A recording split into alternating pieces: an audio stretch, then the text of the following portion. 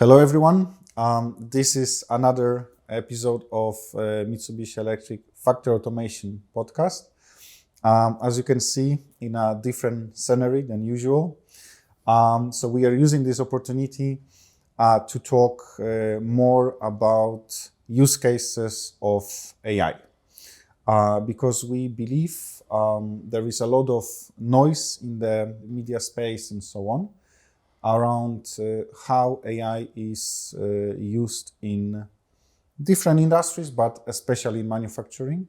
We feel that there is a lot of misconceptions, and therefore we want to go into specific use cases of that new emerging technology. And for that, I invited Steven. Steven represents our automotive sector, more precisely EV and lithium-ion battery industries. And we will be talking in detail about how AI can be used in that sector.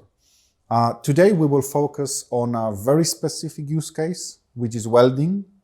And I think it will be interesting to understand how welding applications are now transformed thanks to artificial intelligence. So, Steven, thank you for being here. And I think we will jump straight into the conversation. And I think we should start by kind of outlining the current situation in, how welding is approached in automotive. So I assume it's a very important process in this particular industry. And if this is so important, I assume there are a lot of challenges. So maybe we can go through, let's say, the current state, the current picture of how welding is realized in this business. Yeah, thank you very much, Piotr, for welcoming me. I'm very happy to be here and to share this very unique use case of using AI into the industry, particularly in the automotive industry. I would say that today there are quite a lot of different welding technologies. We have laser welding, ultrasonic welding, arc welding, but the most common is typically resistance welding. So basically all these technologies are applied to different parts in the car and also different materials, because it's obviously different material properties. And today, let's say the most common, the most popular one has been resistance spot welding, because basically it is cost effective, particularly for this high volume production, which is the automotive manufacturing. So basically, to give you some perspective, if you take a typical passenger car, you would see that you would find out that there are approximately 5,000 to 7,000 welding points. That's a lot, but that's basically what it takes to ensure the robustness and integrity of the car body, basically. And then, as I mentioned before, it is a high volume production. So cycle time matters, and you basically have in the factories a throughput that is basically around a car per minute. So you can just imagine the enormous number of quality inspection points that is required for all the automotive players.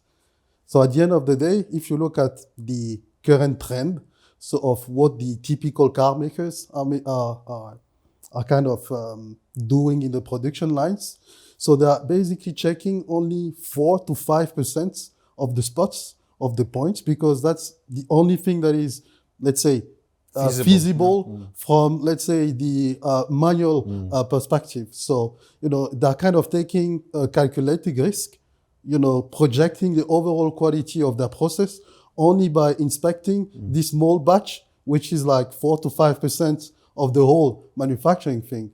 So I would say the accuracy or the quality level is already quite high, because these guys are selling cars, so it's robust already. So typically the range is like 92 to 95%, but that's only for 4 to 5% of, let's say, the total production. So there is a very big challenge today into how to kind of close the gap, improve the quality inspection capabilities into the production line, and how to increase the level of automation of this particular task that is kind of still relying on manual processes, destructive or non-destructive, but it's still like quite a big challenge in this industry. Right. And So we can say that the welding technology itself is already quite advanced. However, obviously cannot be perfect, like nothing is perfect. So the quality of the welding is crucial, but as you said, it is not humanly possible to be able to check all of the welding specs, or even like a majority of them. So only, like you said, up to 5%, right? Yeah. And in the same time, the data is there, right? Yeah. So all the information, all the production information is available. And usually in those circumstances, what works the best is the edge level analytics.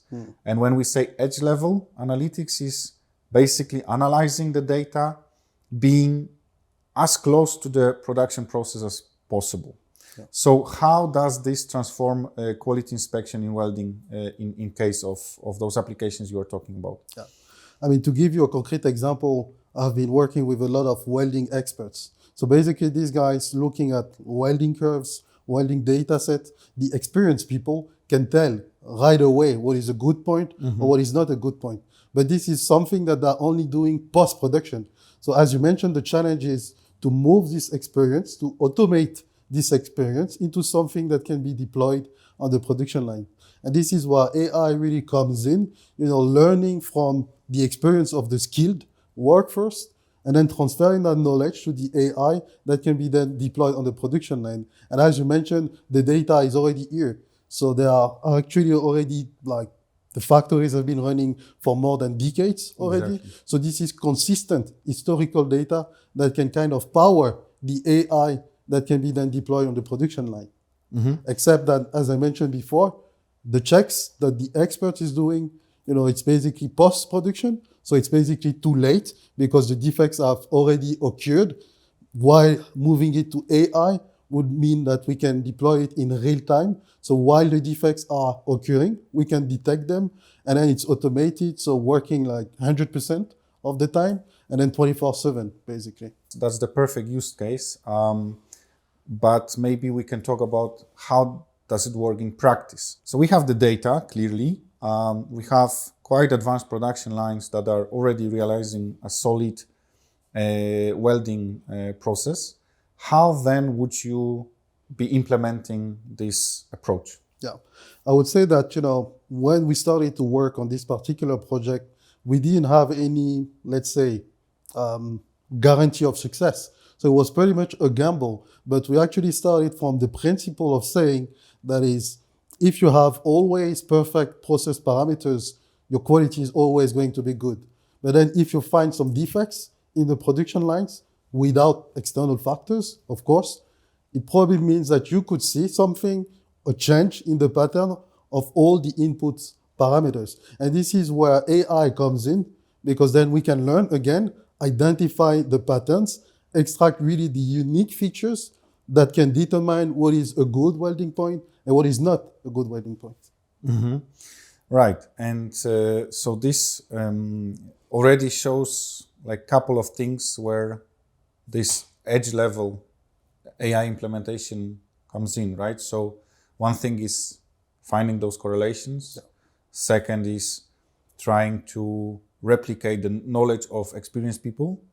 And clearly those things can efficiently happen only on the factory floor, right? Because you need to be close to the data points. Yeah. And when we are talking about like actual real world results, like how did this particular example improved over time? Yeah. So basically, again, let's say we've been working on a couple of implementations. I mean, 2 factories, one in Poland, one in Italy. And basically here, our AI was able to get a very high score, like 97 prediction accuracy. Typically in machine learning application, we say that if you have an AI like 70 to 80% accurate, that's a good one. But then in more critical applications like healthcare or financing, basically you need like more than 90%. So 97% is a very, very high score. So something that is reliable enough to be deployed then on real production lines. And as you pointed out, edge level, being able to execute it at edge level means that we can easily substitute what was kind of made manually without affecting the cycle time of the line. So it's not only about the quality itself, it's also about increasing productivity because we kind of reducing the inspection time required, like removing the quality gates also in the production lines. So overall, improving the operational efficiency of the factories. And as we all know, the automotive industry is facing like a once in a lifetime transformation. So cost pressure, competitivity, so global markets.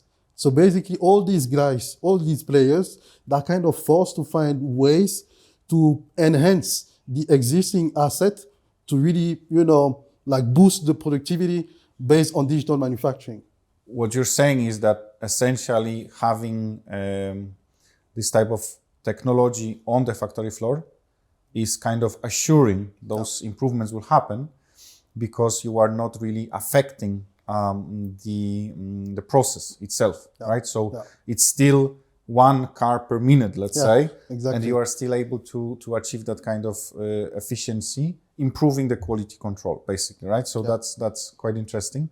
And so we are jumping from checking only couple of data points manually to basically checking all of them in an automatic process, right? So that is essentially the jump from very basic quality inspection to pretty much holistic process that creates 97% accuracy, right?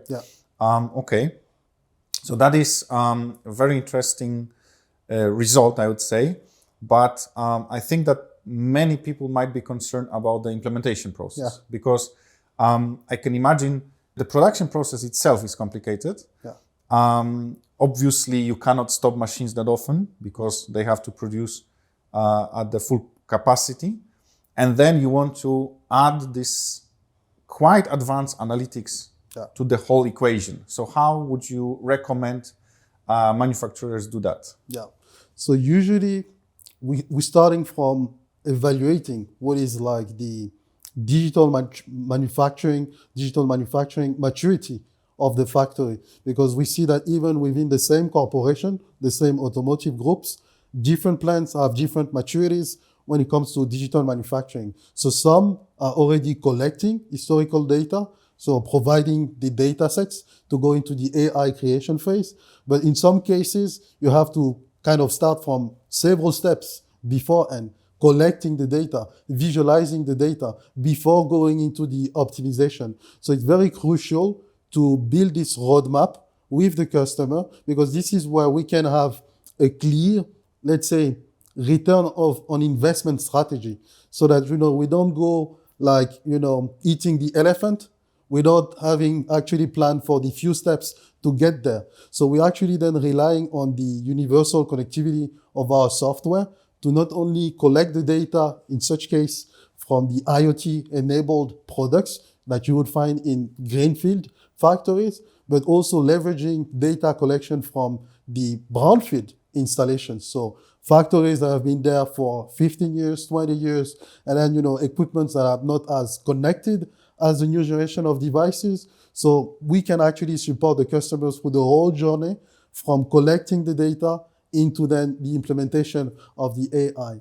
And as you pointed out, the responsibility of the plant is to make cars. So the people working in the factory, their whole purpose is to get the output, which is the cars. So they might not have the time, to actually like spend months or years of pilot projects. They have to get a short time to market. And I feel like this is where our approach, our software, MaiLab, is actually constituting sort of like the right tool to make these kind of challenges accessible, because it's pretty much like having a data science assistant supporting you through this digital manufacturing challenge, so that the people can then, address these particular use cases without even having the, let's say, the background skill set, and without requiring like too much of trials before implementation. And I think one of the reasons that this is possible is that with the edge level analytics, you, or the tool that you're using, let's say, understands the context much better. So we know for a fact that we are not analyzing any type of data.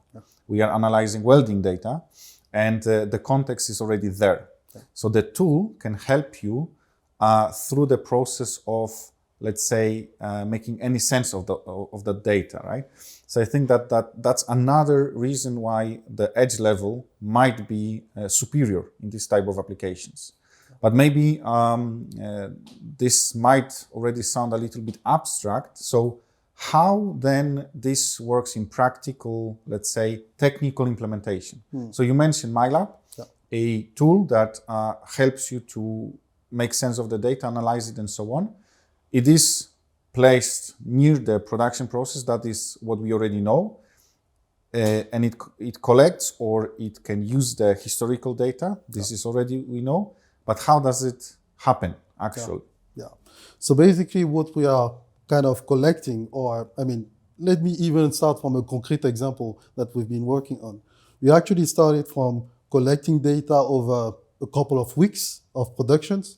So we started from a historical data set with more than 30 to 40 parameters, and then close to 8 million samples. So all these parameters needed to be ingested into the AI to find, again, the unique properties that are kind of, determining what is good and what is not good. So to be more precise, so we're talking about current, voltage, dynamic resistance, resistance drop, and resistance, temperature profiles, material properties, and even, let's say, the recipes, because in the car, there are the automotive car makers that are welding either 2 sheets of metal, like steel sheets, or sometimes even 3, and then different thicknesses. So basically, what is true for a certain recipe might not be true for the other combination. So there is too much variability, to ingest for the human being. And this is where AI is actually then useful, finding out what is then making it unique, correlating all this data, identifying what is the right pattern for the specific recipe,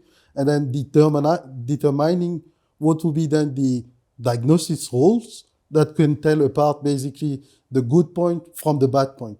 And this is what we are achieving starting from the historical data set, learning also with the experienced engineers, because we always have to kind of transfer, as I mentioned before, the knowledge from the experienced guys also into the AI. And then when the AI model is created, validated, and this is what MaiLab can achieve, testing the AI, again, also new data sets, so that before deploying it to the real production line, we already have a kind of a satisfactory level where we kind of show that this is something that can be deployed on the production line. And then I would say that the data set is pretty much filtered from the 30 parameters to only the small batch of parameters that are really the key for the process. And this process that you just explained, it kind of happens next to the production process, right? So it is not affecting it. And you could even supply the historical data in a kind of an offline way. So if the data was previously collected manually, you can then use that data to train MaiLab and to search for correlations based on that previous data. So basically the analytics doesn't affect the production process, but then it can improve it by identifying those couple of parameters who actually make a difference. Yes, right. Precisely. So that's again the advantage of the edge level, right? So it is very close to the factory production. It is not affecting the production itself because it is, let's say, using the analytics kind of in parallel to the production process, but it can still improve it based on searching for all those patterns in the process. And at the end, usually it's only a couple of parameters which matter, right? Exactly.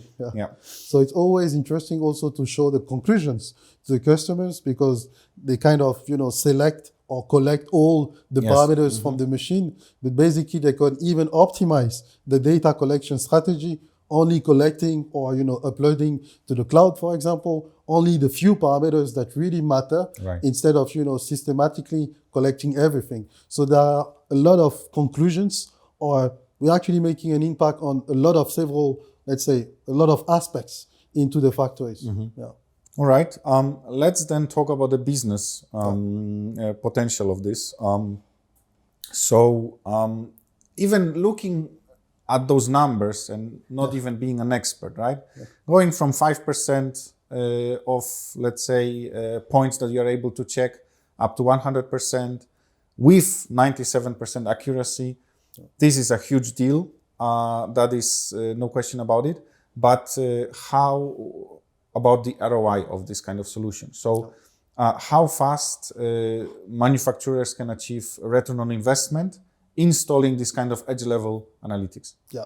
So basically, we've been challenged by many companies in the automotive industries into kind of coming up with, let's say, I have this clear example from a company, a very big OEM in the automotive, whose rule is really to have all projects implemented with a ROI within 1 year. So this is like a pretty big challenge, And then basically the advantage of our solution in this case is not only about, quality improvement, because as I mentioned before, it's high volume production. So going from 95% accuracy in the quality inspection to 97, so the small 2%, it's actually making a lot of impacts when it comes to all the, let's say, costly, let's say, defects or recalls that they may have at the end of the day, affecting their own performance.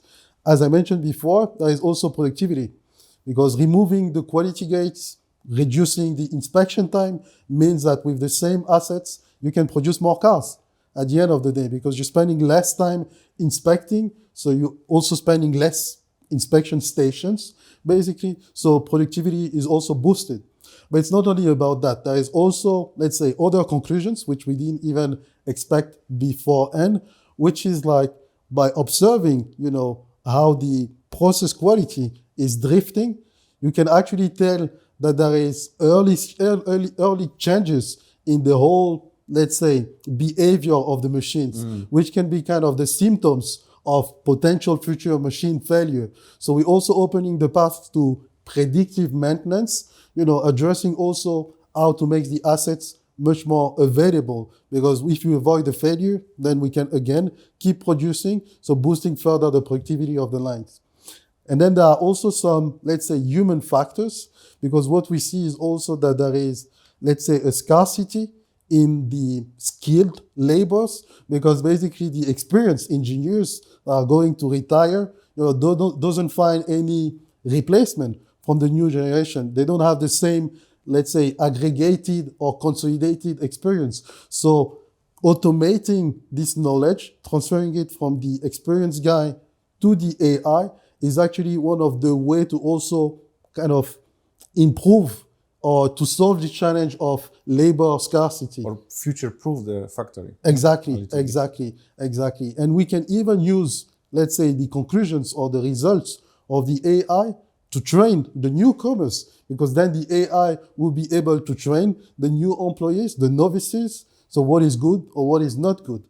And then at the end of the day, I would say that this is more my personal feedback, is that I feel like by doing this whole approach, we're also contributing to the attractiveness of the industry, because the new generations is digital natives, and these guys have to be interested into, the industrial works or industrial positions.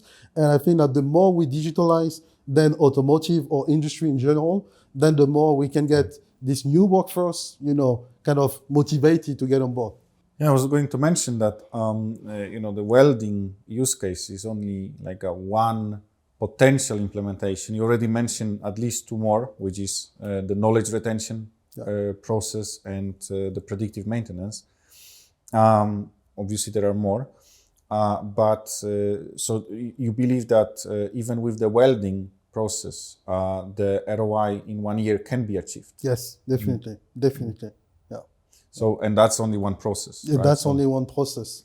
So clearly this is a powerful technology, and we can see that it is very quickly transforming factories on different levels. So it also happens on the component levels where, let's say, robots are becoming much more intelligent and they are able to analyze its own data, right? Self-diagnose a little bit.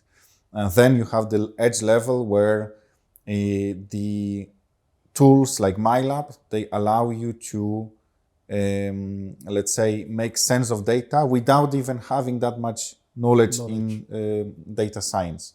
So already those tools are very powerful. However, I think that would be quite an interesting, let's say, finishing part. How do you see this evolution of those tools? Like, what is your expectations on how tools equipped with AI will transform the industry even further? Yeah, I would say that, we're only looking at the tip of the iceberg pretty much, because, I really believe that what we're working on and what we're seeing right now are what we can call hyperscalers, because there are definitely a large number or an exponential number of use cases that are going to grow. And I feel like this is only the first step, because the approach is the same and the philosophy of the challenge that we solved on this particular welding, you could see some, let's say, equivalent use cases in other processes where the same approach, the same principle can also leverage all the benefits that we discussed before into additional fields as well, where it's high volume production, poor quality inspected volume, and then here leveraging AI, we can really put like a very big contribution. So I really think that it's only the beginning. And again, as I mentioned, it's hyperscalers, because again, if I take the example of welding, this is, a pretty like standard process. The physics behind is the same. So we can actually use the experience that we have consolidated into then supporting all the automotive companies that are using the same technology, and then making our AI scalable and easy to scale then across all production facilities. So I feel like, this is only the beginning of a trend, and there are definitely much more use cases to come. And I think what is even more powerful is that you can tackle specific challenge. Yes. So you don't have to create like a huge platform for data analytics. You are actually precisely targeting the problem at hand. Yeah. And then, of course, when your experience grows, when the organization matures, you can find more and more of those use cases. And then this transformation happens kind of bottom up. And I think that is very, very important. Okay, I think that is exactly what I expected from this conversation, because it's a very specific case which actually shows the best how AI is transforming automotive. So maybe as a closing remark, maybe you would like to say what the audience should remember from our conversation. Like, what is the most important thing to remember? Yeah, I mean, to close, I would like to share maybe like a very inspiring quote from a very inspiring leader. I'm not going to share the name so that the people can have the curiosity to also look for it on the internet. And the quote says, it always seems impossible until it's done. And I feel like, it was pretty much the feeling that the whole team involved in this project kind of got through the whole experience, starting from what seemed originally impossible to achieve, and then having a super nice solution that can actually bring concrete benefits to the field. So, I mean, let's be imaginative. Let's target all the use cases possible. And again, AI is really the right tool to help us tackle all these challenges. So it's only one example, but this is what I want the audience to remember from this particular use case. And when I'm listening to you, I would say that it seems like what seemed impossible, now it became quite easy, right? Yeah, very much. So very interesting. Thank you, Steven. I think it was excellent topic, and thank you for being here. Thank you very much. Thank you.